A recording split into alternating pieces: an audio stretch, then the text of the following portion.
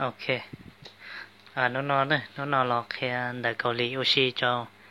别的个游戏要点了点热了哈吧准备个游戏呢ให้รวมรอยวันนี้จะมาสอนเกี่ยวกับ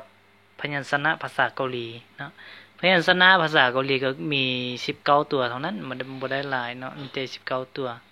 มันจะแบ่งออกมาเป็นพยัญชนะเดียวแล้วก็พยัญชนะผสมพยัญชนะเดียวมี14ตัวมี14ตัววันนี้มันจะมีตัวนี้เขาจะอ่านว่าคิยอกถ้าเทียบใส่ภาษาลาวมันจะตามลำดับคือคอควายแล้วก็กอไก่นั่นเองตัวที่2คือตัวนี้คือนี้อื่นเนาะนี้อื่นเทียบใส่ภาษาลาวคือนอนกเนาะ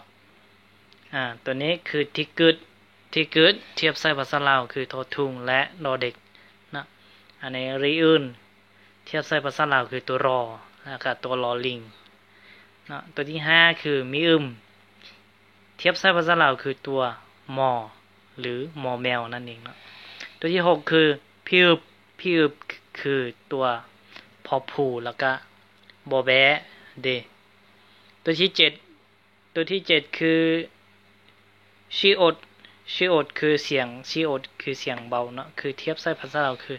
ซอสร้างเนาะตัวที่8ตัวอีอึงนะคือตัวโอนี่อีอึงเทียบใส่ภาษาเราคือตัวอวันนี้ตัวที่9คือชีอึดนะชีอึดมันจะออกเสียงเป็นตัวจอเนาะ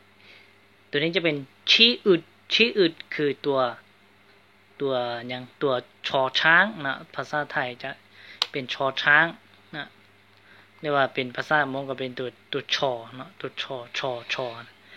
ตัวนี้คือตัวนี้จะออกเสียงเป็นตัว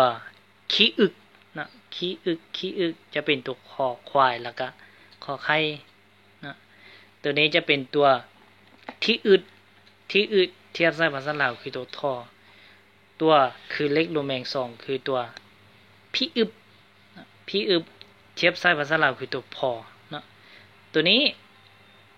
ตัว14คือตัวฮีอึดเทียบใส่ภาษาลาวคือตัวฮองเฮือน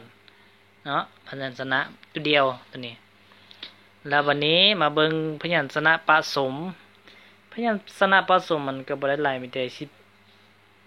ทางหมดมี19เนาะพยัญชนะผสมของมันจะมีแต่5ตัวเท่านั้นเนาะคิยอก2อันเขาอ่านว่าซังคิยอกเนาะซังคิยอกคือตัวคิยอก2ตัวเขาเอิ้นว่าตัวกอไก่เนาะกอไก่ตัวนี้